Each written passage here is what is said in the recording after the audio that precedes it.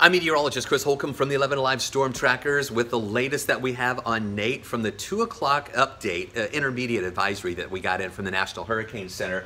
Nate has 50-mile-an-hour winds moving pretty quickly north-northwest at 21 miles an hour. This storm continues to move up into the Gulf of Mexico, most likely early on Saturday morning, near hurricane strength, but then becoming a hurricane during the day on Saturday, near the coastline of New Orleans and into Mississippi as we get into Saturday night with 80-mile-an-hour winds. I'm going to go over these watches and warnings that we have along the Gulf Coast region in just a second.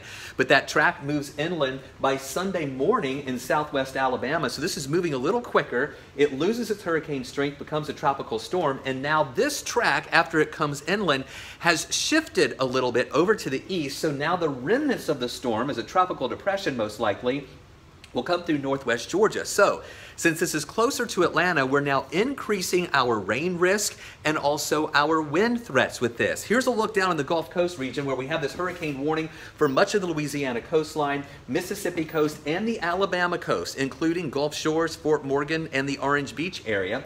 It moves over to a tropical storm warning when you get over into Florida, including Perdido Key, Pensacola, over toward Destin is where that cuts off, and then beyond that, near Panama City and on down toward Mexico Beach, that's where we have a tropical storm watch that is in effect. So even though don't watch just the eye of the storm as it's going to be moving in, folks are going to be feeling, especially on the east side of that center, we're going to be having some major impacts there. Here's a look at the rain first. We're going to see those showers increasing as we go through the day on Sunday.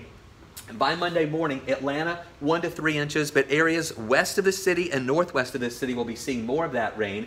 We're talking some folks 3 to 5 inches, and in northwest Georgia, 5 to 7 inches of rain possible there. And then that will end as we go through the day Monday and into Tuesday. Our wind threat is what is really increasing out there, where you can see Saturday. These are wind gusts, okay? We're going to see those wind gusts starting to kick up during the day on Saturday. Then Sunday, those stronger winds coming in as the storm makes landfall, that moves toward us. Once we get into the afternoon on Sunday, we're going to see some strong wind gusts here. The strongest winds, this purple color, 50-mile-an-hour wind gusts in West Georgia, even in some west metro counties and into northwest Georgia. Atlanta will be seeing wind gusts 30 to 40 miles an hour at times, but then that moves out quickly. By Monday morning, a lot of those wind gusts start to move away and things improve a little bit as we go through the day on Wednesday, still with some lingering showers around though. Stay with us. We'll keep you updated with any other shifts in that track and how that will impact us here in the metro Atlanta and North Georgia area.